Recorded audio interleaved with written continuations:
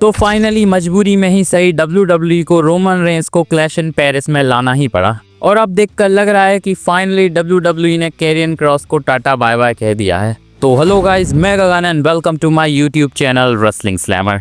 चलिए सबसे पहले बात करते हैं रोमन रेंस के बारे में। तो WWE ने recently he clash in Paris का एक पोस्टर रिलीज किया है जिसमें हमें रोमन रेंस देखने को मिल रहे हैं। कुछ टाइम पहले तक रोमन रेंस अनाउंस भी नहीं थे क्लैश इन पेरिस के लिए, पर सोचो अब इसी पोस्टर के साथ WWE हैवीली प्रमोट करने वाली है क्लैश इन पेरिस को। वैसे कुछ टाइम पहले मैंने बताया था कि WWE की क्लैश इन पेरिस के लिए टिकट सेल्स कुछ खास चल नहीं रही हैं, इसीलिए रोमन रेंस को दोबारा से WWE में वापस लेकर आया जा रहा है, क्योंकि ओरिजिनली तो रोमन रेंस बहुत लंबे टाइम के लिए गायब होने वाले थे। वैसे अब बहुत ज़्यादा चांसेस हैं कि हमें टैग टीम मैच देखने को मिल सकता है क्लैश इन पेरिस में, जहां रोमन रेंस CM पंक और LA नाइट टीम अप करेंगे द विजन के खिलाफ। वैसे इसके अलावा WWE के पास फिलहाल कोई और बड़ा ऑप्शन है नहीं और चांसेस बहुत कम है कि WWE सिंगल्स मैच देगी रोमन रेंस को। वैसे जितने भी WWE ने रिसेंटली पोस्टर रिलीज करे हैं क्लैश इन पेरिस के, वो काफ़ी कूल लग रहे हैं।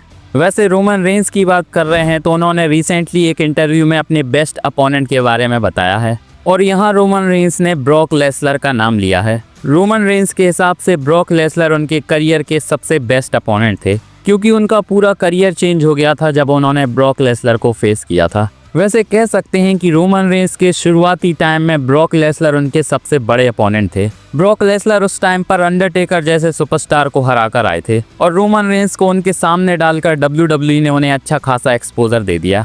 वैसे अब तो रोमन रेंस ने ब्रॉक लेसलर के साथ इतने मैचेस कर लिए हैं कि लगता है कि आधा करियर उनका इसी में निकल गया और रोमन रेंस को इस लेवल पर पहुंचाने में थोड़ा बहुत श्रेय ब्रॉक लेसलर का भी था।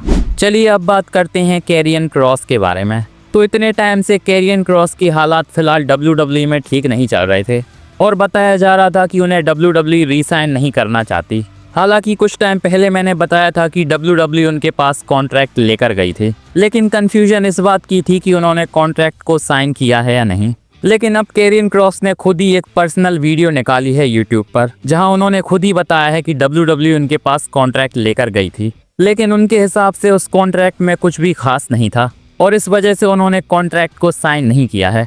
हालांकि उन्होंने इस वीडियो में बताया तो बहुत कुछ है जिसे सुनकर लगेगा कि वो बहुत फ्रस्ट्रेटेड थे WWE से। इसी के साथ WWE ने उनका थीम सॉन्ग भी स्पॉटिफाई से हटा दिया है और उन्हें ऑफिशियली WWE की वेबसाइट में एल्यूमिनी सेक्शन में डाला है, जहां WWE के रिलीज सुपरस्टार्स होते हैं। तो कह सकते हैं कि शायद अब कैरियन क्रॉस का चैप्टर WWE के साथ ख़त्म हो चुका है।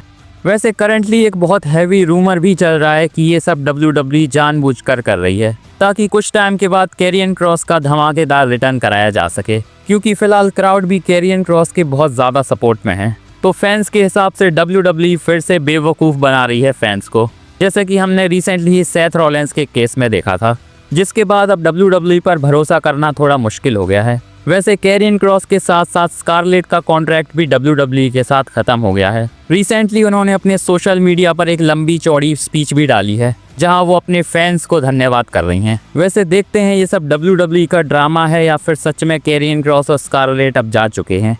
चलिए अब बात करते हैं एक रिटर्न की, जो कि शायद जल्द ही WWE में होने वाला है। तो रिसेंटली रिपोर्ट्स आ रही हैं कि इलाइजा ड्रगनॉफ का अब रिटर्न होने वाला है, जो कि इंजरी की वजह से बहुत टाइम से WWE से बाहर चल रहे थे। वैसे इसी के साथ WWE की एक रिपोर्ट की माने तो WWE इलाइजा के रिटर्न के साथ उनकी फ्यूड AJ स्टाइल्स के साथ कराएगी, जो कि फिलहाल डोमिनिक मिस्टीरियो से इंटरकॉन्टिनेंटल चैंपियनशिप के लिए फ्यूड कर रहे हैं, जहां हैवी चांसेस हैं कि अब की बार AJ स्टाइल्स के हाथ में इंटरकॉन्टिनेंटल चैंपियनशिप लग जाएगी और शायद WWE ये फ्यूड चैंपियनशिप के लिए ही कराने वाली है। वैसे इसी के साथ चांसेस हैं कि WWE AJ स्टाइल्स और डोमिनिक मिस्टीरियो का मैच क्लैश इन पेरिस में भी कराएगी, जहां finally AJ styles intercontinental champion बन जाएंगे। तो देखते हैं WWE इलाइजा ड्रगनॉफ का रिटर्न कहां कराने वाली है। चलिए अब बात करते हैं ब्रॉक लेसलर के बारे में।